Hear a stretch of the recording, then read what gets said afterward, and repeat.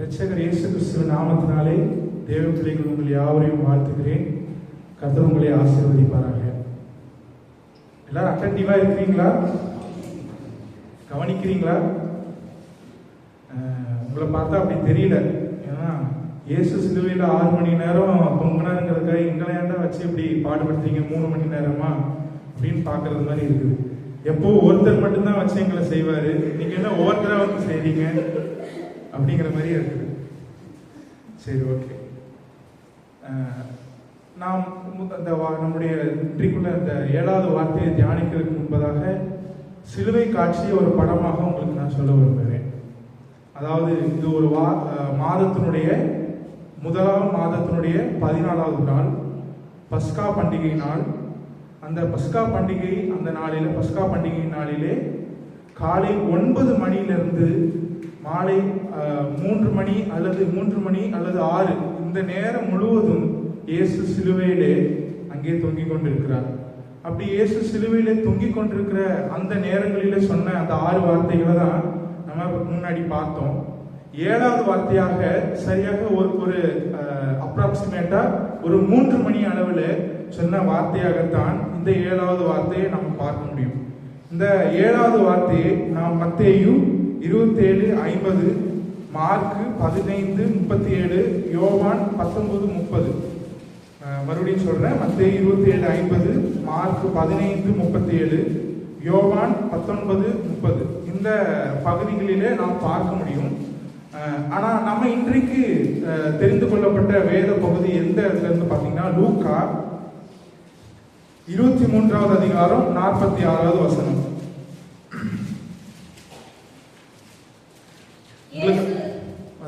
பிதாவே, உம்முடைய கைகளில் என் ஆவியை ஒப்புக் கொடுக்கிறேன் என்று மகா சத்தமாய் கூப்பிட்டு சொன்னார். இப்படி சொல்லி ஜீவனை விட்டார். மற்ற சுவிசேஷ புஸ்தகங்களில் எழுதப்பட்டிருக்கிற அந்த குறிப்புகளை நான் உங்களுக்கு சொன்னேன். அந்த குறிப்புகளை நீங்க பார்க்கும் பொழுது அங்கே இயேசு மகா சத்தமாய் அங்கே கூப்பிட்டு தன்னுடைய ஜீவனை விட்டார் என்று மாத்திரமே அங்கே சொல்லப்பட்டிருக்கு. ஆனா இங்க மார்க்கு இயேசுனுடைய அந்த கடைசி வார்த்தையை தெளிவாக இங்கு குறிப்பிட்டிருக்கிறார். என்னன்னா, பிதாவே, உம்முடைய கைகளில் என் ஆவியை ஒப்புவிக்கிறேன் என்று மகா சத்தமாய் கூப்பிட்டு சொன்னார். இப்படி சொல்லி ஜீவனை விட்டார். இந்த 6 வார்த்தைகளை இயேசு சிலுவையில சொல்லும் பொழுது, அதாவது 6வது வார்த்தையாக முடிந்தது நம்ம பார்த்தோம்.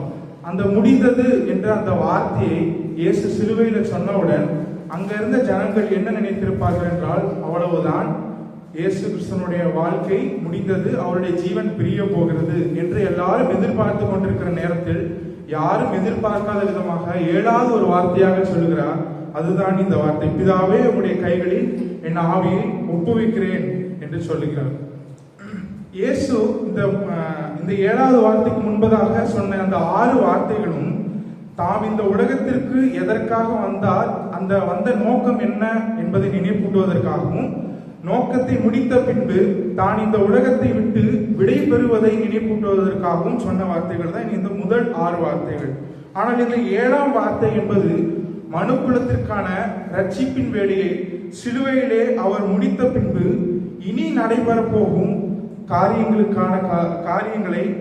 காரியங்களுக்கான அந்த பொறுப்பை பிதாவுடைய கரங்களில் ஒப்புக் கொடுக்கும் விதமாகத்தான் இந்த 7ஆம் வார்த்தையை அவர் சொல்கிறார். பொதுவாக இந்த உலகத்திலே ஒரு மனிதன் மரிக்கும் பொழுது அவன் எங்கே செல்கிறான், மரித்த பின்பாக அவன் எங்கே செல்கிறான், யாரிடம் செல்கிறான், மரித்த பின்பு என்ன வாழ்க்கை இருக்கிறதா அப்படிங்கிற எந்த ஒரு தெளிவான காரியங்கள் இல்லாமல் குழப்பத்தோடு தான் ஒரு மனிதன் மரிக்கிறான். ஆனால் இங்கே பாருங்கள், இயேசு கிறிஸ்து அவர் தன்னுடைய ஜீவனை ஒப்புக் கொடுக்கிறார்.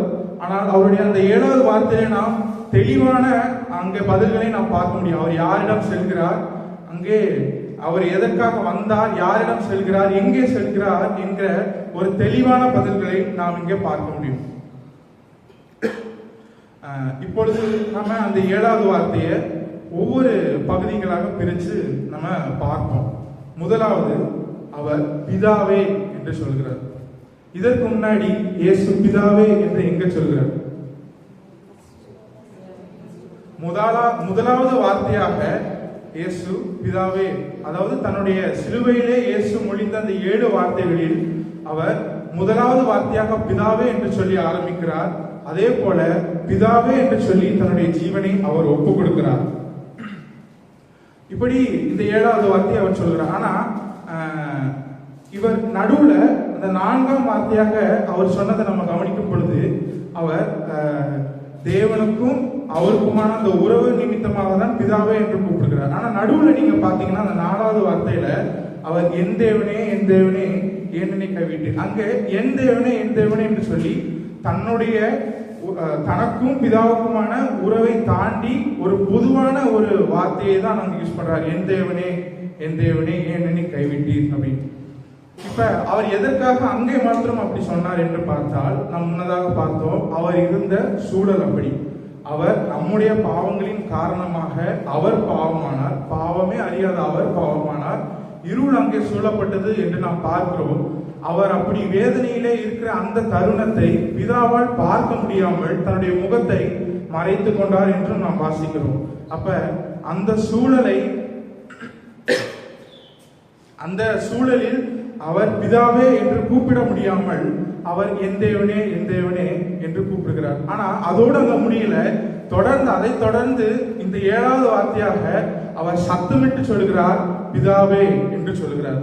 அதாவது இன்றைக்கு அநேக நேரத்துல நாமும் அப்படிதான், நம்மளுடைய பாவத்தின் நிமித்தமாக, நம்மளுடைய பாவத்தினுடைய அந்த வெட்கத்தின் நிமித்தமாக இன்றைக்கு அநேக நேரங்களில் பிதாவே என்று சொல்ல முடியறதில்லை. இப்ப நம்ம வீடுகளிலே பார்த்தீங்கன்னா, இப்போ ஒரு தகப்பன் பிள்ளைகளுடைய இதை பார்க்கும் பொழுது, ஒரு பிள்ளை ஒரு தவறை செய்யும் பொழுது அப்பா கிட்ட போய் ஃப்ரீயா பேச முடியுமா? பேச முடியாது. ஆனா அதே போலதான், ஆனா வந்துட்டு நல்லவனா ஒரு எந்த தப்பும் செய்யாமல் இருக்கும்போது அப்பா என்று சொல்லி அங்க ஃப்ரீயா அவங்களுக்குள்ள அந்த உறவு அப்படிங்கிறது சரியா இருக்கும். அதே போலதான் இங்க வந்துட்டு பிதா, அதாவது இயேசு கிறிஸ்துவின் மேல அவருடைய அன்பு மாறவில்லை. ஆனா நம்மளுடைய பாவங்களின் காரணமாக அங்கே அவர் பாவமாக்கப்பட்டது நிமித்தமாக அங்கே பிதாவுடைய முகம் மறைக்கப்படுகிறது. அதனால என் தேவனே என்று கூப்பிடுகிறார். ஆனால் அவர் அதை தொடர்ந்து பாவத்தை ஆக்கினைக்குள்ளாக, மரணத்தை ஆக்கினைக்குள்ளாக தீர்த்து ஜெயித்த பின்பதாக திரும்பவும் அவர் தன்னுடைய பிதாவை அன்போடு கூட பிதாவே என்று சத்தமிட்டு சொல்கிறதை நாம் பார்க்க முடியும். இன்றைக்கும் நம்மளுடைய கடந்த வாழ்க்கை குறித்து வேதம் அதுதான் சொல்லுது. நாமும் பாவத்திலே அக்கிரமத்திலே மரித்தவர்களாய் தான் இருந்தோம். நாம் நம்முடைய பாவத்தின் நிமித்தமாக பிதாவுக்கும் நமக்குமான உறவு என்ன இருந்தது? துண்டிக்கப்பட்டிருந்தது.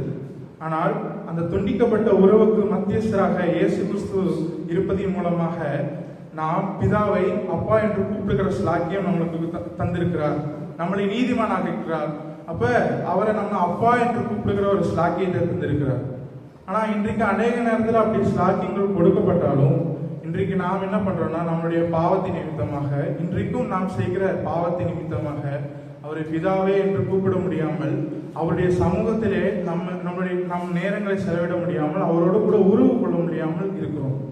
இன்றைக்கு ஒருவேளை அப்படி உங்களுடைய பாவத்தின் நிமித்தமாக, அந்த பாவத்தினுடைய வெட்கத்தின் நிமித்தமாக நீங்கள் பிதாவோடு கூட உறவு கொள்ள முடியாமல், அல்லது பிதா என்று அழைக்க முடியாமல், பிதாவுடைய சமூகத்தில் ஜெபிக்க முடியாமல் இருப்பீர்கள் என்றால் இந்த வார்த்தை உங்களுக்காக தான்.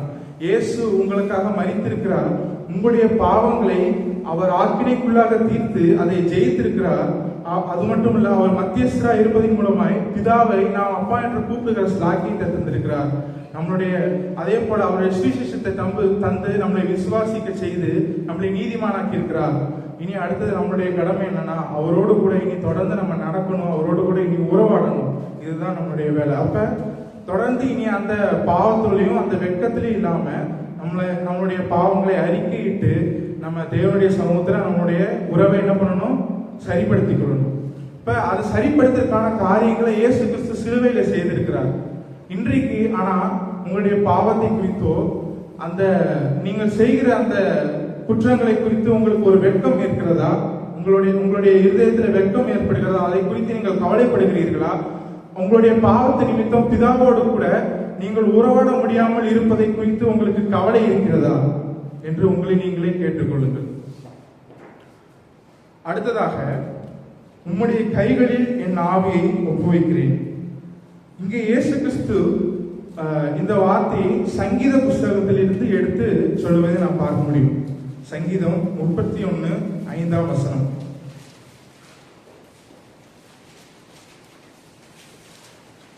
உமது கையில் என் ஆவியை ஒப்புவிக்கிறேன். சத்தியபரனாகிய கர்த்தாவே, நீர் என்னை மீட்டுக் கொண்டீர்.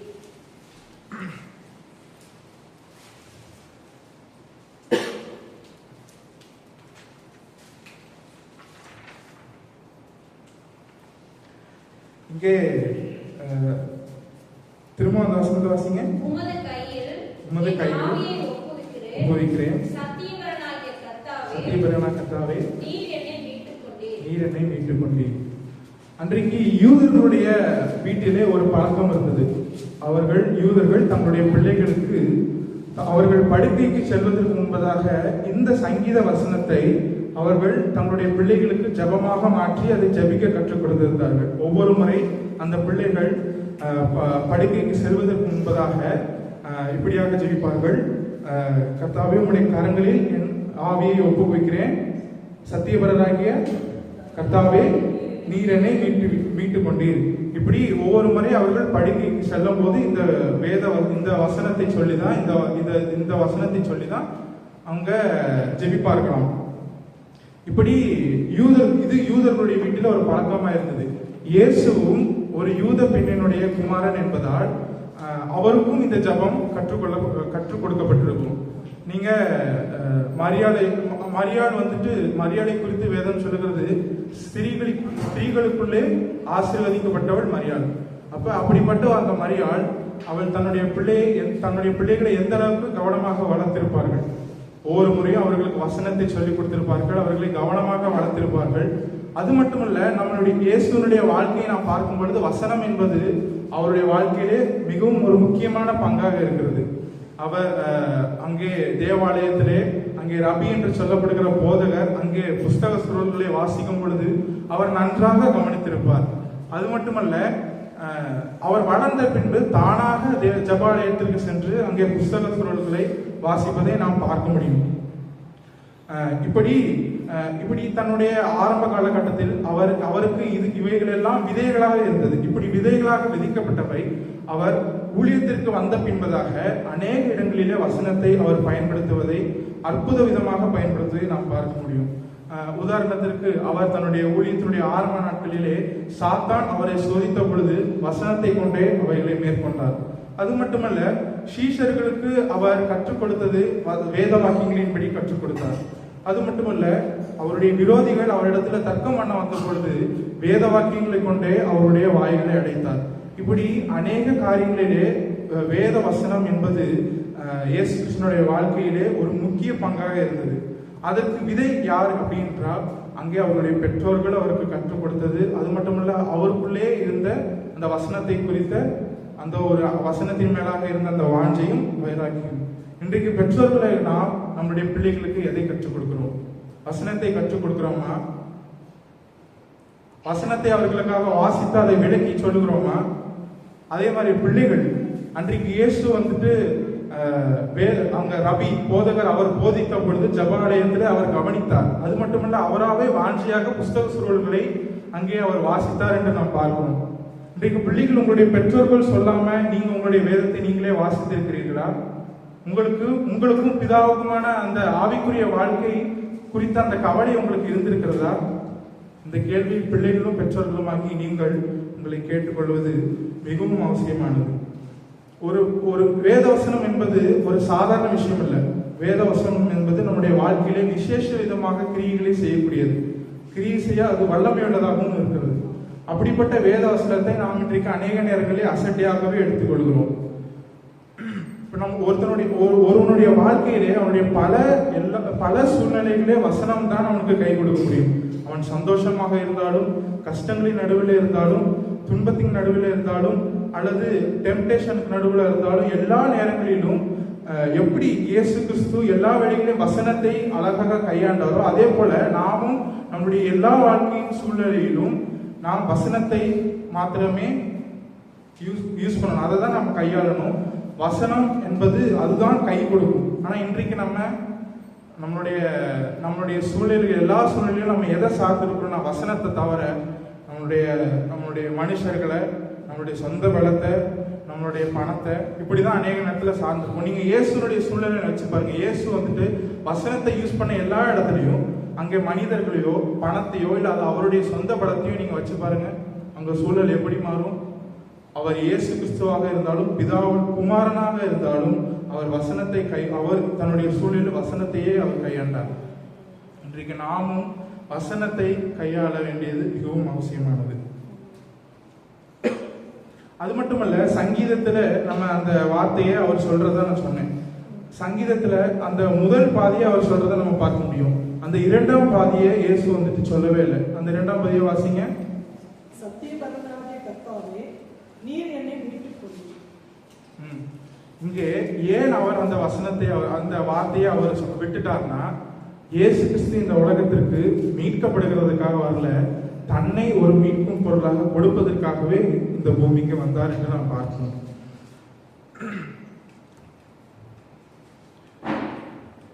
அந்த மீட்கும் பொருளாக தன்னை கொடுத்தார் அப்படின்னு அதை தான் நம்ம ஆங்கிலத்துல சப்ஸ்டிடியூஷன் சொல்றோம். அதாவது நமக்கு பதிலாக நாம் அந்த இடத்துல மறிக்க வேண்டியது.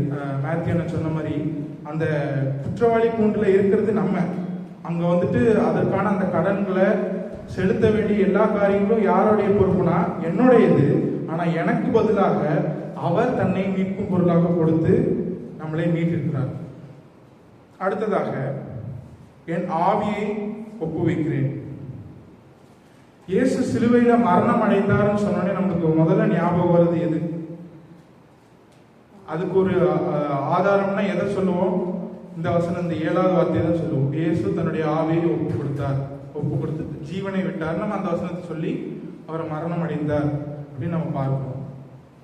இப்ப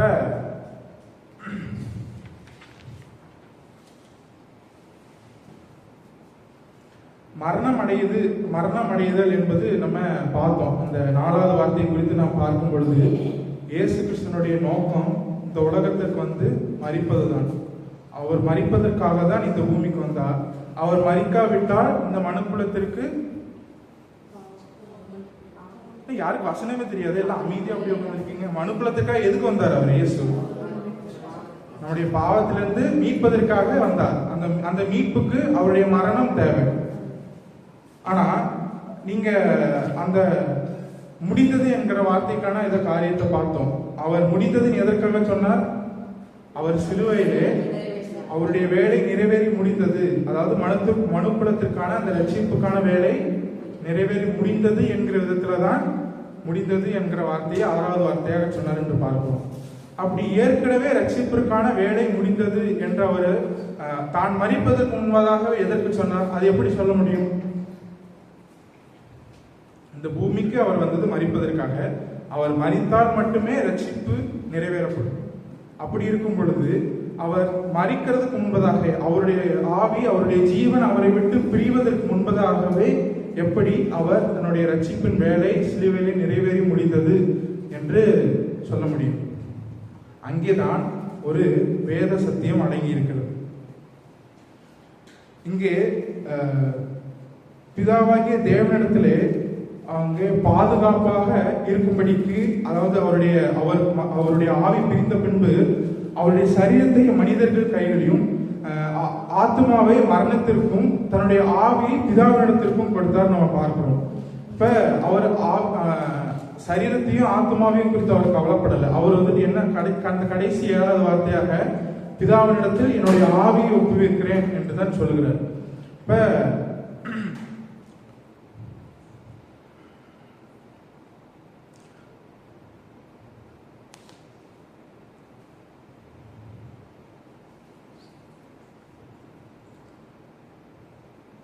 பிதாவினிடத்திலே தன்னுடைய ஆவியை ஒப்படைக்கிறார் என்று பார்க்கிறோம். அந்த எதற்காக அவர் பிதாவை உங்களுடைய கரங்களில் ஒப்படைக்கிறேன் என்று அங்க சொல்கிறார்னா, அவருடைய சரீரம் இந்த பூமியில இங்கே கல்லறைகளில வைக்கப்படுகிறது. அவருடைய சரீரம் 3ஆம் நாளிலே எழுப்பப்படும் பொழுது அந்த எழுப்பப்படும் நேரம் வரைக்கும் அவருடைய ஆவி பிதாவினுடைய கரங்களில் பாதுகாப்பா இருப்பதற்காக அங்கே கொடுக்கிறார். நீங்க அவர் அந்த அதை குறித்து அவர் சொல்லும் பொழுது அதை வந்துட்டு ஒரு வேதனையோட விஷயத்த அவர் சொல்லலை. அங்க சொல்லியிருக்குது, ஆவியை ஒப்புவிக்கிறேன் என்று மகா சத்தமாய் கூப்பிட்டு சொன்னார்னு சொல்லியிருக்குது.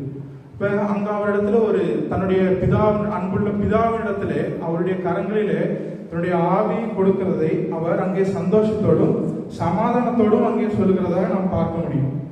இப்ப கெத்செமனே தோட்டத்துல அவர் இந்த பாத்திரம் என்னை விட்டு நீங்க கூடுமானால் நீங்கட்டும் என்று ஜெபிக்கிறத நம்ம பார்க்கிறோம்.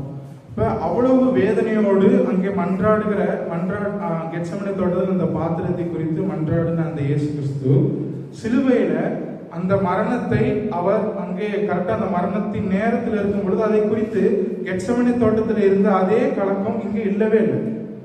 அப்ப மரணம் என்பது அப்ப எங்கே ஏற்பட்டுச்சு அப்படின்னு நீங்க பாத்தீங்கன்னா, மரணம் என்பது அங்கே அந்த 4ஆம் வார்த்தைக்கு முன்பதாக அங்கே அவர் சந்தித்தார் அல்லவா ஒரு சூழ்நிலை.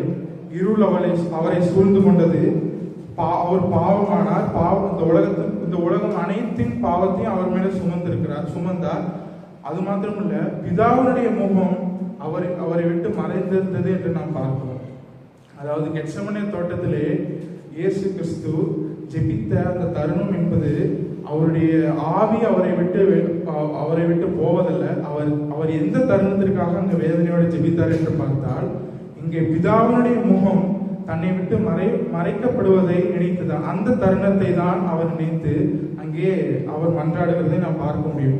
அதை தான், அதாவது பிதாவை விட்டு பிரியும் அந்த தருணத்தை தான் அவர் மரணமாக கருதினார் என்று நாம் பார்க்க முடிகிறது. அப்ப அவருக்கு வந்துட்டு தன்னுடைய ஆத்மா வந்துட்டு தன்னுடைய ஆவி தேவனிடத்துல போறதை குறித்து அவருக்கு எந்த கலக்கமும் கிடையாது. அது மாறாக அவர் சந்தோஷத்தோடு தான் அதை தன்னுடைய ஜீவனை தன்னுடைய ஆவியை பிதாவினிடத்துல ஒப்பு கொடுக்கிறார். இப்ப நம்மளுடைய கிறிஸ்தவருடைய வாழ்க்கையில இது எப்படி அப்ளை பண்ண முடியும் அப்படின்னு பாத்தீங்கன்னா, ஒரு சாதாரண மனிதனுக்கு அதுக்கு முன்பதாக சில காரியங்களை பார்ப்போம். ஒரு சாதாரண மனிதனுக்கு ஆவி, ஆத்மா, சரீரம் இருக்கு. சரீரம் என்பது மண்ணினால் உருவாக்கப்பட்டது, மண்ணோடு சம்பந்தப்பட்டது. ஆத்மா என்பது ஜீவனோடு சம்பந்தப்பட்டது. அது ஜீவனோடு சம்பந்தப்பட்டது. உணர்வுகள், அது மாத்திரமல்ல சிந்தனைகள் இது எல்லாம் சம்பந்தப்பட்டது தான் ஆத்மா. ஆவி என்பது தேவனோடும் நித்தியத்தோடும் சம்பந்தப்பட்டது. அப்ப இந்த சரீரம், ஆவி இதுக்கு நடுவுல இந்த ஆத்மா தான் நம்மளுடைய வாழ்க்கையில நடக்கிற அந்த போராட்டங்களை பண்ணுது. அந்த ஆத்மா சரீரத்தோடு இணைந்து செயல்படும் பொழுது பாவம் பிறப்பிக்கப்படுகிறது, அங்க பாவம் இடம்பெறுது. இதே அந்த ஆத்மா ஆவியோடு இசைந்து நடக்கும் பொழுது அங்கே தேவ பக்திக்கு எதுவான காரியங்கள் நடப்பிக்கப்படுகிறது. நான் இந்த உலகத்துல இருக்கிற நம்ம வெறும் ஆத்மாவையும் ஆவியும் வச்சு நம்ம என்ன பண்ண முடியாது, இந்த உலகத்துல நம்ம இருக்க முடியாது. இப்ப இந்த உலகத்துல நம்ம இருப்பதற்கு சரீரம் என்று நம்மளுக்கு ஒண்ணு தேவைப்படுது.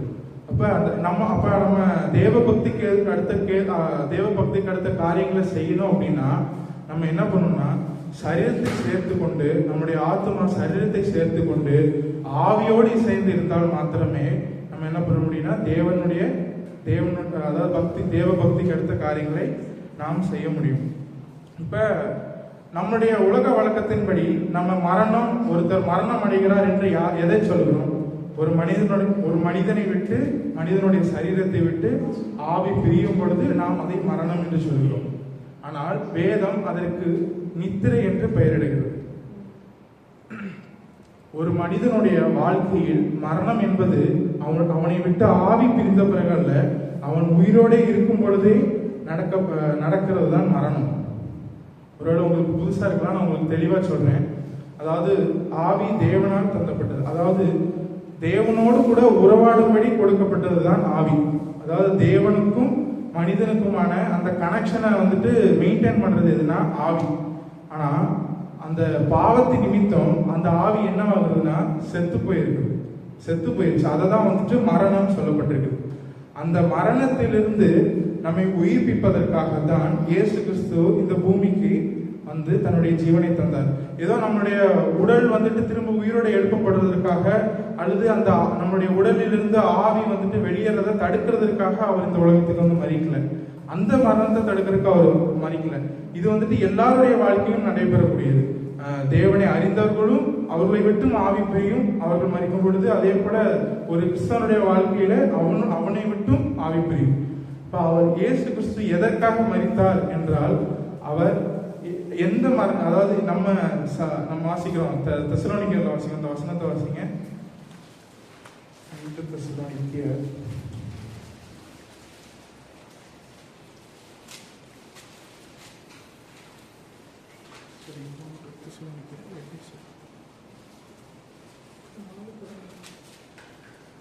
எபேசியர் 2:1-5.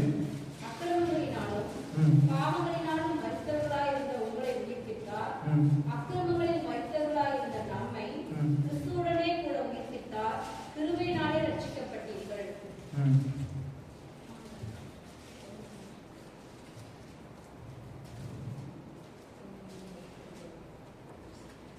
அதாவது தேவ பக்திக்கு ஏதுவான காரியங்களை நடப்பிக்கவும், தேவனோடு ஐக்கியம் கொள்ளவும், தேவனோடு உள்ள உறவை தக்க வைக்கவும் கொடுக்கப்பட்ட ஆவி சரீரத்தினுடைய பாவத்து நிமித்தம், அக்கிரமத்து நிமித்தம் மரித்து போய் இருந்தது. இது நிமித்தம் பிதாவுக்கும் நமக்கும் ஒரு நித்திய பிளவு உண்டாகிறது. இப்ப நம்ம இயேசு கிறிஸ்து சிலுவையில அங்க நம்ம சொல்ற அந்த 4ஆம் வார்த்தைக்கு முன்பதாக, என் தேவனே என் என்னை கைவிட்டு, அங்க பிதாவுடைய முகம் மறைக்கப்பட்டிருக்கிறது. அங்க இயேசு கிறிஸ்துவுக்கும் பிதாவுக்குமான அங்க உறவுல நடுவில் அந்த பாவத்து நிமித்தம் ஒரு தூரம் ஏற்படுகிறது. இப்ப அதே போலதான் நம்முடைய வாழ்க்கையில பிதாவுக்கும் நமக்குமான அந்த உறவுக்கு நடுவுல ஒரு பிளவு இருக்குது. அந்த பிளவுக்கு நடுவில் பாலமாக வைக்கத்தான் இயேசு கிறிஸ்துவை இந்த பூமிக்கு அவர் அனுப்பினார்.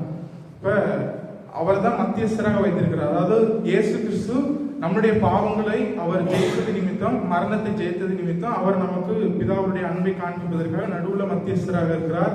நாம் இயேசு கிறிஸ்துவை விசுவாசிக்கும் பொழுது பிதாவை நம்ம அடைகிறோம்.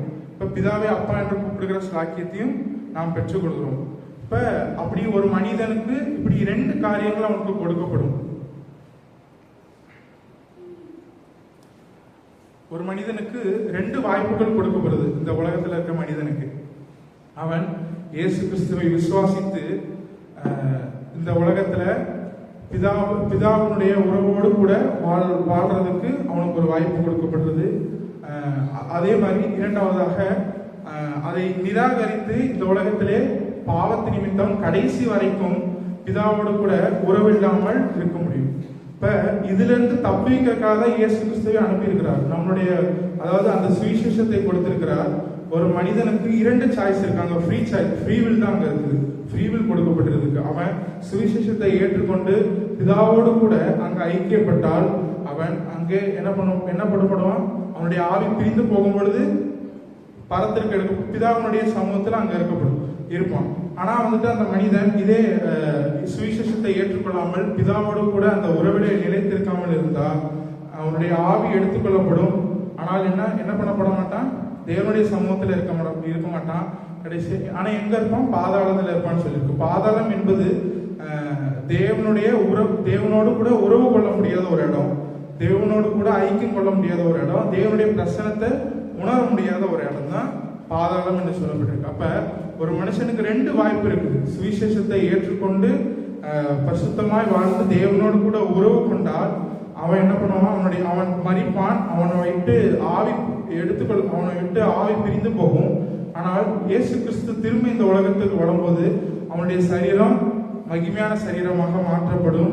அது மட்டுமல்ல, நித்தியமாக அங்கே வாழ்வான் என்று சொல்லி. ஆனா இதே அந்த மனுஷன் சுவிசேஷத்தை ஏற்றுக்கொள்ளாம பாவத்திலையும் தன்னுடைய அக்கிரமத்திலையும் தொடர்ந்து வாழ்வான் என்றால் பிதாவுக்கும் அவனுக்குமான உறவு என்பது முற்றிலுமாக நித்தியமாக பிரிக்கப்பட்டு அவன் என்ன பண்ணுவானா? தண்டனைக்கு அங்க அனுப்பப்படுவான்.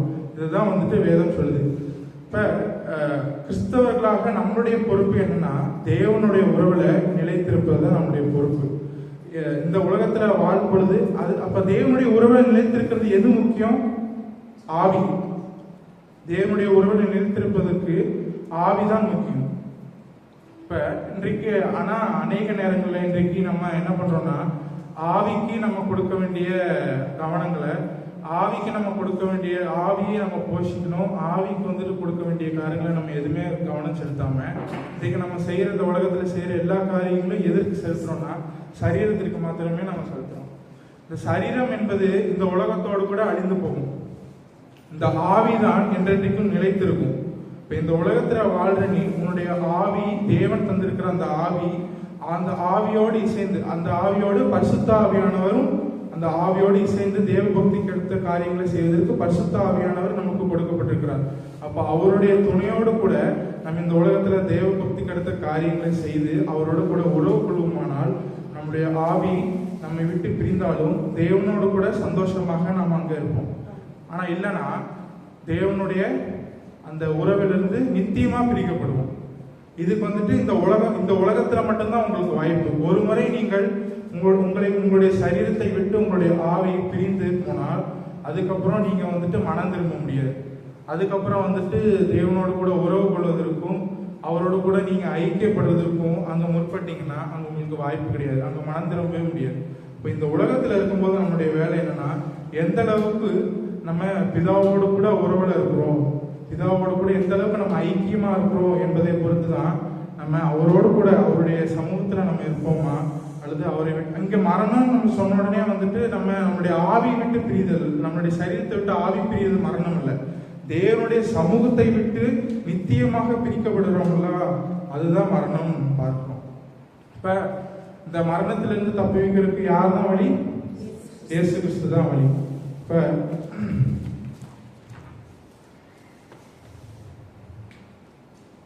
கடைசியாக அதுக்கு முன்பதாக 1 தெசலோனிக்கர் 5:23 நாம் வாசிக்கலாம்.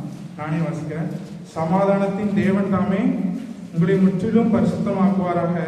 உங்கள் ஆவி, ஆத்மா, சரீரம் முழுவதும் நம்முடைய கர்த்தராகிய இயேசு கிறிஸ்துவோடு வரும் பொழுது குற்றமற்றதா இருக்கும்படி காக்கப்படுவதாக. இப்ப நம்ம இந்த உலகத்துல இருக்கும் பொழுது இயேசு கிறிஸ்து திரும்ப வரும் பொழுது நம்முடைய சரீரம், ஆவி, ஆத்மா இந்த மூன்று என்ன எப்படி இருக்கணும்? குற்றமற்றதா இருக்கணும். அப்ப இந்த உலகத்துல இருக்கும் வரைக்கும் தான் அந்த சான்ஸ். நம்ம இதை பயன்படுத்தி கொண்டு தேவனுடைய உறவோடு கூட எந்த அளவுக்கு இருக்க முடியுமோ அந்த அளவுக்கு உறவோடு இருக்கணும். இப்ப நம்ம உடனே நம்ம நினைச்சுக்கிறோம் பரலோகத்துல வந்துட்டு நரகம், பரலோகம் என்று மனிதர்களுக்கு எப்படி நியமிக்கப்படும்னா அவங்க செய்த நன்மை தீமைகளை வச்சு. நன்மை தீமைகளும் உண்டு. நன்மை தீமை என்று சொல்லும்போது இந்த உலகத்துல இயேசுவை அறியாதவர்களும் எத்தனையோ பேர் நன்மைகளை மட்டுமே செய்து வாழ்கிறவர்கள் இருக்கிறாங்க. மற்றவர்களுக்காக நல்ல காரியங்களை செஞ்சு நல்ல காரியங்களை பேசி வாழ்றவங்க எத்தனையோ பேர் இருக்கிறாங்க. ஆனா அவங்களுக்கு இங்க முக்கியமான விஷயம் என்பது அங்க ஒருவனுக்கு மரணம், அதாவது நரகம் அல்லது பரலோகம், நித்திய ஜீவன் அல்லது மரணம் என்பது எப்படி நியமிக்கப்படுகிறதுனா தேவனுடைய உறவை வைத்துதான் அங்க வந்துட்டு அங்க பிரிக்கப்படுது. இப்ப அந்த மனுஷன் இப்போ ஒருவேளை நல்லது செய்யறவனாக இருந்தாலும் பிதாவோடு கூட இயேசு கிறிஸ்துவோடு கூட அங்க உறவு இல்லை அப்படின்னு பார்த்தீங்கன்னா அவன் என்னதான் நன்மை செய்திருந்தாலும் அவனுக்கு அங்க தேவனோடு கூட நித்தியமாக அங்கே அவனுக்கு அங்க வாழ்றதுக்கு அங்க முடியாது. அப்ப நம்ம இந்த உலகத்துல நல்லது மட்டும் செஞ்சுட்டு நம்ம வாழ்ற இடத்துல நம்ம வந்துட்டு நம்ம வேலை செய்யற இடத்துல, படிக்கிற இடத்துல மற்றவங்களுக்கு முன்பதாக நான் நல்லது செய்யறேன், மற்றவங்களுக்கு நல்லது செய்யறேன், அதை மட்டுமே நம்ம வந்துட்டு பரலோகத்திற்கு என்னை நடத்தி போகும் என்று நம்ம நினைத்து தவறாக புரிந்து கொள்ளக்கூடாது. நமக்கு முக்கியமானது என்னன்னா பிதாவோடு கூட நம்மளுடைய உறவு என்ன பண்ணணும்னா பலப்பட்டு கொண்டே இருக்கணும்.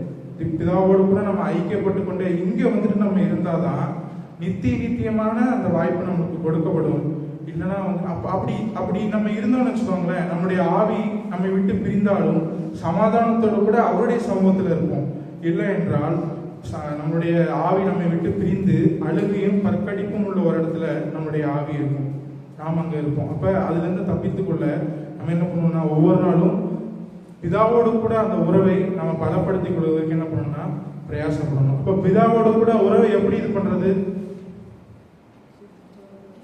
ஆத்மா ஆவியோடு கூட இசைந்து பரிசுத்த ஆவியான நடத்துகிற விதத்துல நம்ம என்ன பண்ணணும்? அந்த வெளிச்சத்தின் பாதையில நம்ம நடக்கணும்.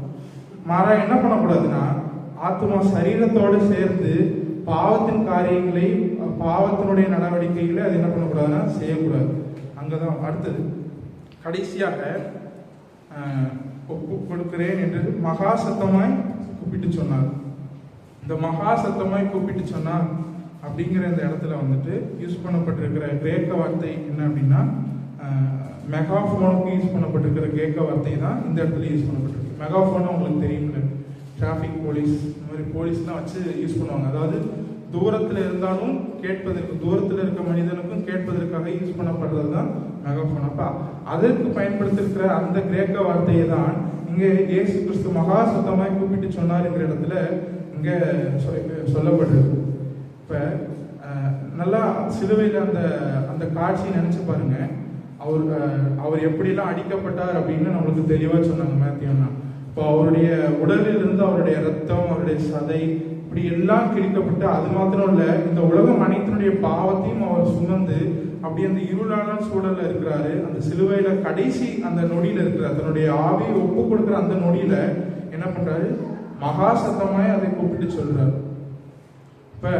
அப்ப நினைச்சு பாருங்க, இப்ப அது அவருக்குள்ள எந்த அளவுக்கு அந்த சமாதானம் இருக்கு, பிதாவினிடத்துல அந்த போறதை நினைச்சு அவர் எந்த அளவுக்கு அதை சத்தமா சொல்லியிருக்கணும். இப்ப இந்த சங்கீதத்தை நான் சொன்னேன், அந்த சங்கீதம் 31:5 இதை வந்துட்டு அந்த பிள்ளைகள் வந்துட்டு படுக்கைக்கு செல்வதற்கு முன்பாக சொல்லுவாங்கன்னு சொன்னேன்.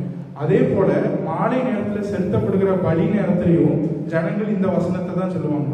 அதே போலதான் அன்றைக்கு கரெக்டா இயேசு சிலுவையிலே அவர் அங்கே தொங்கிக் கொண்டிருக்கிற அந்த நாள் எது, பஸ்கா பண்டிகை நாள். கரெக்டா சரியாக 3 மணி நேரத்துல, 3வது மணி நேரத்துல கரெக்டா வந்துட்டு அந்த பலி செலுத்துற அந்த நேரத்துல ஜனங்கள் வந்துட்டு இந்த வசனத்தை சொல்றாங்க, பிதாவே என்னுடைய கைகளில் என்னுடைய ஆவி உங்களுடைய கைகளில் ஒப்பு கொடுக்கிறேன் அப்படின்னு சொல்லி அந்த சங்கீத வசனத்தை அதே நேரத்துல தான் இயேசு கிறிஸ்து, அதாவது அந்த அவங்க செலுத்துற அந்த ஆட்டுக்குட்டி, அந்த பஸ்கா ஆட்டுக்குட்டி செலுத்துற அதே நேரத்துல தான் இயேசு கிறிஸ்து இந்த வசனத்தை அவர் சத்தமா சொல்றாரு. அதாவது நீங்க அடிக்கடி செலுத்த வேண்டிய இந்த பஸ்கா ஆட்டுக்குட்டிக்கு பதிலா ஒரே தரம் உங்களுக்காக நான் பஸ்கா ஆட்டுக்குட்டியாக மரிக்கிறேன் என்பதை அவர் வந்துட்டு சத்தமாக அங்க எல்லாருக்கும் கேட்கும் விதமாக மகா சத்தமா இதை கூப்பிட்டு சொன்னார் என்று பார்க்கிறோம். மாறாக இது வந்துட்டு அவர் தன்னுடைய கடைசி நேரத்துல சொல்றதுனால இது வந்துட்டு ஏதோ நம்ம முடிந்ததுங்கிற வார்த்தை, அவர் ஏதோ கவலை நிமித்தமாகவோ அல்லது சோர்வு நிமித்தமா அப்படின்னா இல்லை. அவர் ஒரு வெற்றி முழக்கத்தோடு அந்த அந்த அவர் பாவத்தின் மேலேயும் மரணத்தின் மேலேயும் ஜெயம் கொண்டவராக, அதே போல இந்த உலகத்திற்கு ரட்சிப்பு தந்த அந்த வெற்றி துணியோடு கூட அந்த வார்த்தையை சத்தமாக சொல்கிறார் நான் பார்க்கிறோம். இதுல இருந்து நம்ம என்ன கற்றுக்கொள்கிறோம்னா, கிறிஸ்துவனுடைய வாழ்க்கை எப்படி இருக்க வேண்டும், அவனுடைய வாழ்க்கையும் அவனுடைய முடிவும் எப்படி இருக்க வேண்டும் அப்படிங்கிறதுக்கு ஒரு நல்ல ஒரு முன்மாதிரி தான் கிறிஸ்து. இப்ப ஒரு சின்ன உங்களுக்கு ஒரு கதையை சொல்றேன். இப்போ ஒரு ஊர்ல ஒரு வயதான மூதாட்டி இருந்தாங்க. அவங்களுக்கு ஒரு மகன் இருந்தான். அவங்களுடைய அந்த மூதாட்டினுடைய மகன் வந்துட்டு வெளிநாட்டுல வேலை செய்யறவங்க. அப்ப அந்த மகன் ஒவ்வொரு முறை தன்னுடைய மாத வருமானத்தை செக்கா அனுப்புவாங்க. அந்த வயதான அவங்க கிராமத்துல வசிக்கிறவங்க, அவங்களுடைய மகனா வந்துட்டு ஃபாரின்ல வேலை செய்யறது. இப்போ ஒவ்வொரு முறை தன்னுடைய மாத சம்பளத்தை செக்கா வந்துட்டு அவங்களுடைய வீட்டுக்கு அனுப்புவாங்களாம். ஆனா அந்த செக்கை எப்படி பயன்படுத்துறது, அதுனா செக் என்ன அப்படின்னு தெரியாம, அந்த காசோலை என்ன அப்படின்னு தெரியாம அந்த மூதாட்டி தனக்காக தன்னுடைய மகன் ஏதோ அழகான படங்களை அனுப்புறான், அழகான காரியங்களை ஃபாரின்ல இருந்து ஞாபகார்த்தமா அனுப்புறான்னு நினைச்சு அனுப்புன எல்லா செக்கையும் என்ன பண்ணாங்கன்னா செவுத்துல அவங்க வாழ்ந்த அந்த வீட்டுல வந்துட்டு ஒட்டி வச்சு சொருகி வச்சு அப்படியே அழகா அதை வீட்டை அழகா வச்சிருந்தாங்க. இப்படி ஒவ்வொரு முறை வந்துட்டு மகன் அனுப்புற ஒவ்வொரு பணத்தையும் வந்து என்ன பண்ணாங்கன்னா இப்படி வச்சிருந்தாங்க.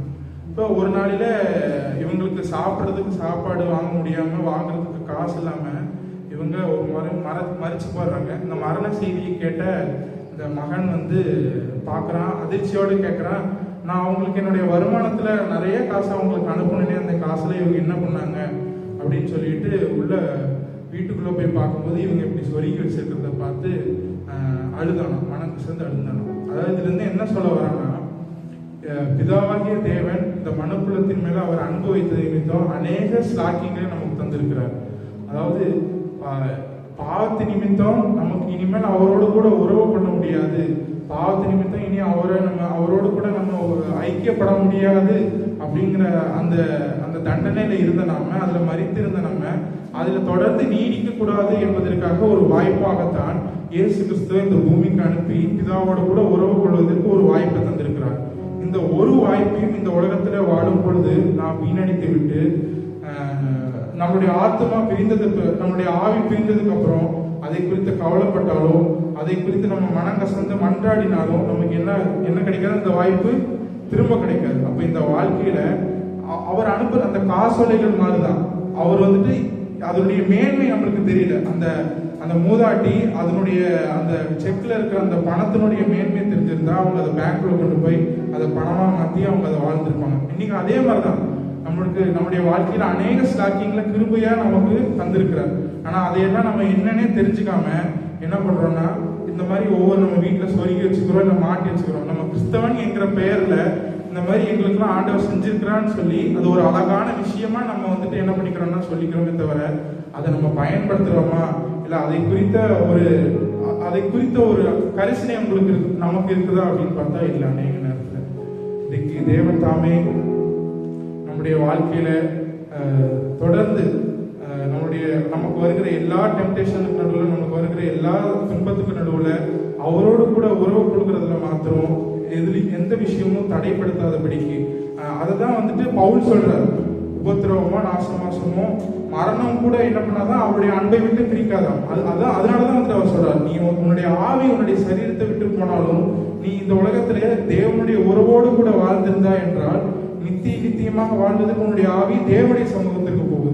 அப்ப நீ அவருடைய அன்பில அவருடைய அன்பை பெற்றுக்கொண்டு நீ அவருடைய அன்பில நிலைத்திருந்தால் அவருடைய அன்பில நித்தியமாக ஒரு நாள் இருப்பார். அது வந்துட்டு அந்த அன்பை விட்டு எதுவுமே பிரிக்க முடியாது.